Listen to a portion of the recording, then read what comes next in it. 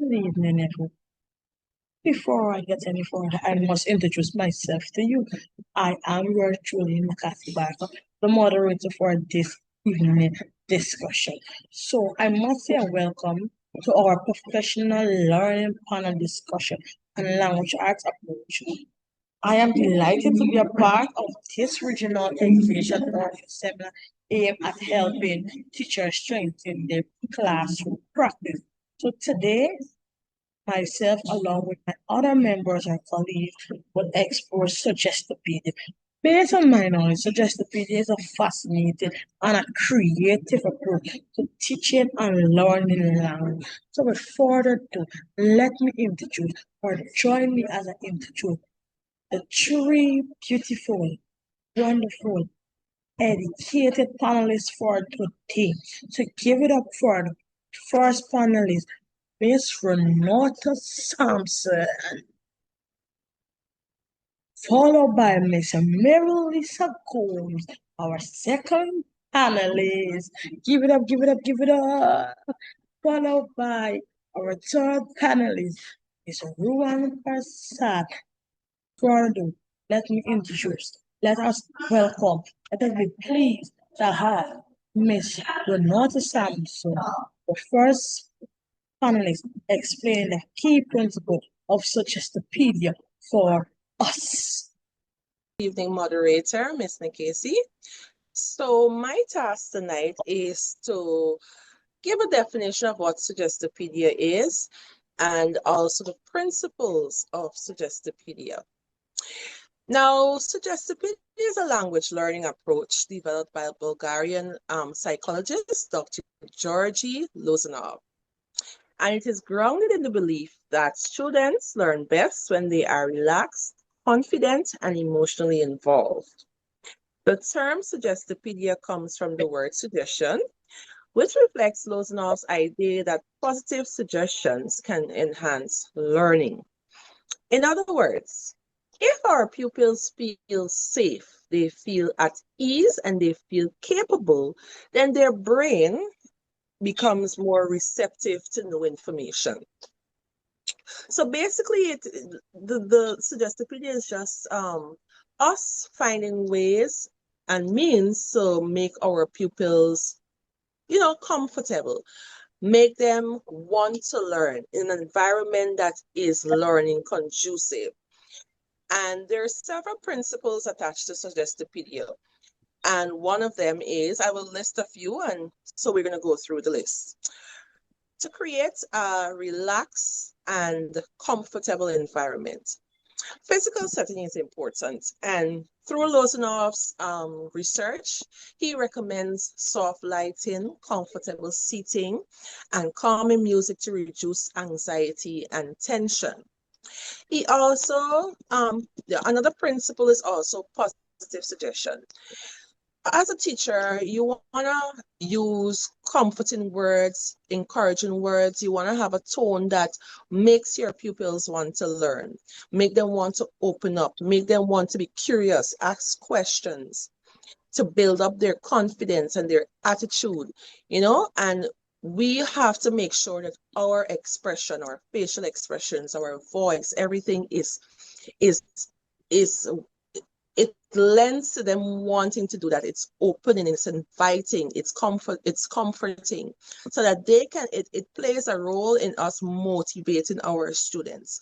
Because remember, if they feel safe, they're gonna want to learn. If you make it an easy, fun environment, they're gonna want to learn. They're not gonna be scared or they don't want to come to school, or they don't want to be in your class. So we have to be careful of how we present ourselves to our pupils. Art, music, and drama. Of course, we know that children learn in different ways. And I know that sometimes we can get stuck with the chalk and talk method, but creating an environment where you use more creative ways, like we can do learning through music, through drama and storytelling and role playing. This involves our pupils in the learning process. It makes them feel a part of it. It's not a teacher-centered approach. It's a pupil-centered approach.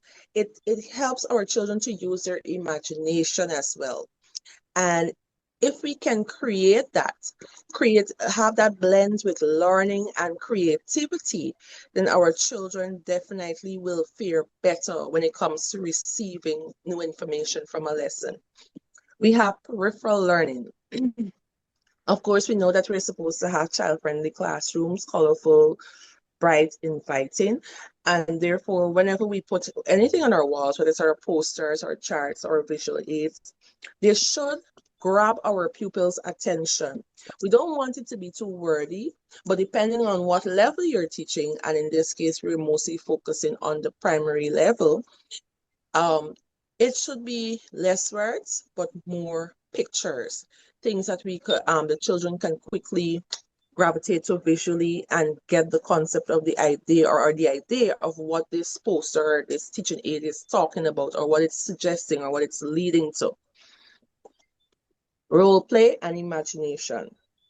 Again, students often take on characters or imaginary roles. You and I can remember when we were younger.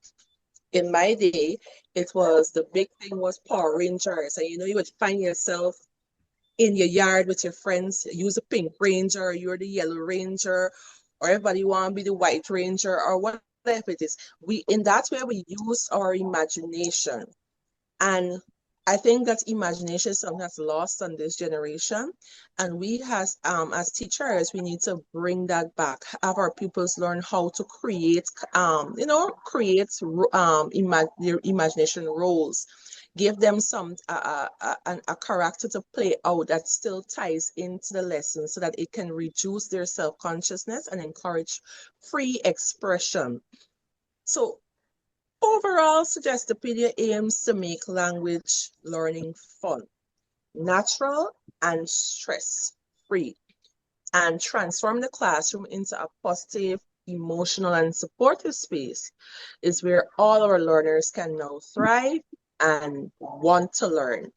So that's my little piece, my little contribution to the panel. And I'll want to take you back to Miss Nikesi. Thank you so much for having me this evening, Miss Nikesi. Thank you. Thank you. Thank you. Give it up for Ms. Renata. Ms. Renata did an excellent job explaining the key principles of Suggestopedia. So Ms. Renata, the crowd is saying that suppose now we imagine that we're in space. Can we end up in space? I like that one. That was a good joke from the crowd. Good. So we move on to our panelist number two. So our panelist number two, Miss Miralisa Gold, will share how Suggestopedia can be applied in a real classroom setting. This is interesting. This is interesting. So you need to sit back and you need to listen to this one because as an educator, I would like to know how I can incorporate Suggestopedia in my classroom also. So pay attention, sit back, relax. Let's hear what the panelist has to say. Go right ahead. Okay, good night. So I'll be looking at connecting Suggestopedia to classroom practice. So now let's look at how Suggestopedia can actually work in the classroom, especially in the language arts setting. So I'll share 3 examples from my own teaching experience in my classroom. So example 1, reading comprehension. So when reading or when teaching the grade 5, like a story, like everybody knows the story, Tommy Goes to the City, right? So I began like dimming the light slightly and like playing soft instrumental music. And then students can close their eyes for a moment and imagine themselves as Tommy visiting the city for the first time. And I then read the story aloud, like with expressive tone and rhythm. You know, when you read, when you use your punctuation mark, when you see exclamation mark, you use those things, right? Like you don't just read like boring, like Tommy goes to the city. You know, you use your tone as well. Tommy goes to the city. You use your full stops, you use your exclamation mark and your questions, the way how you read your story to the learners will, look at you, you will capture their attention from that, right? So afterwards, students took on the roles on characters and acted out in short scenes, right? So I usually do that in my classroom.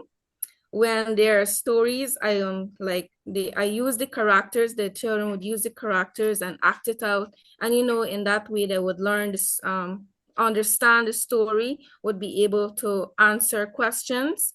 And this helped them understand the text deeply, develop empathy, and improve oral fluency. Good. So I'll move on to example 2, which is vocabulary development. When introducing new vocabulary, I display the words on colorful charts around the room. As Miss mentioned before, you need to get your classroom really set up nicely, with your teaching aids, your visual aids. Once you get those things in your classroom, it will capture your learners' attention as well. You don't have some dull posters on your wall. You have colorful charts, right? An example of fearful learning. So students repeated the words while gentle background music played again. They later created short songs or rhymes using the new words. So this made vocabulary learning fun. It can be creative and it can be memorable for them.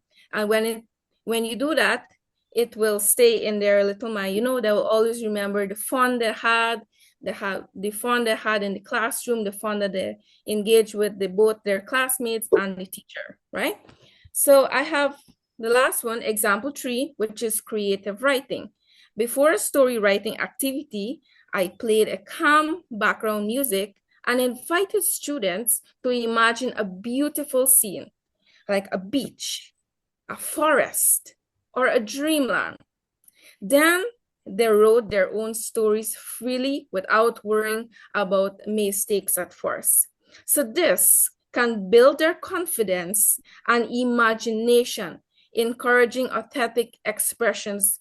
They can use their imaginations to write. They not only can use real life, but they can also imagine from watching movies, from reading books, and so on. So Suggestopedia shows that when students feel relaxed and emotionally connected, they absorb more, they retain longer, and they perform better. As teachers, we can adapt these ideas, perhaps by including light music during your reading sessions, right? Not so loud, not so, just a calm, light music, and decorate your classroom with inspiring in visuals or using drama or movement during your lessons. So these techniques make language arts lessons more engaging and student-centered. Thank you. Wow. Wow. That was a great piece. Yes, thank you for that wonderful information. So the audience have a joke. Yeah. Let us hear from, what is your name? Miss Paul. So Miss Paul saying that the last time she closed her eyes, she fell off of her bench in school and the whole class laughed at her. So she tried not to close her eye no more time. Miss, well, in that case, if I were in the same class with you, I would laugh you too. So, all right. So, give it up for Miss. She did an excellent job explaining that the examples for us. So, with further ado, let's put our hands together for our final panelist, Miss Ruan Seg, who will lead us through or discuss with us the challenges and possible solutions when implementing this approach. This is interesting. This is interesting. I would like to hear more about this, even if you gotta go to the 12 o'clock. Just kidding. Let us go, Miss. So, good evening, and I am Miss Ruwan Prasad. I will be talking about challenges in Suggestopedia and solutions in Suggestopedia. So, as we know, in everything there are challenges, and to the challenges we have to find solutions. So, while Suggestopedia is very effective, it comes with some challenges, especially in real classroom where conditions may not be ideal. So, challenge one, classroom, sorry, limited classroom space or noisy surroundings. So, sometimes in our classroom, when it's like crowded, we can have limited classroom space, or sometimes the noise level it's very high in our classroom. So not every classroom can provide a quiet or relaxed environment.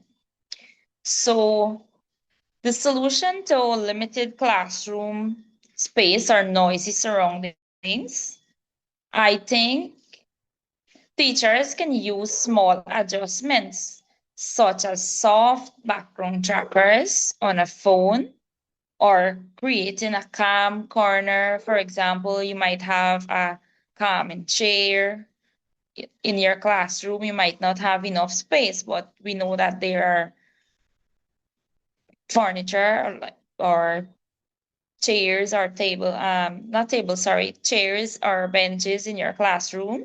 So you can use that as like a calming corner so they can go and sit and, calm themselves down with posters and cautions, saying to foster a similar atmosphere. And challenge two, teachers' discomfort or lack of training. So some teachers may feel uneasy about using music, drama, or role play because I think that not everyone, might be a lover of music, so or drama, or even, not everyone will want to do a role play, or, sometimes that might not be our thing in the classroom. So the solution to that, we can start small, use music first to create relaxation, then gradually include role play activities as confidence grows, as the children confidence grows.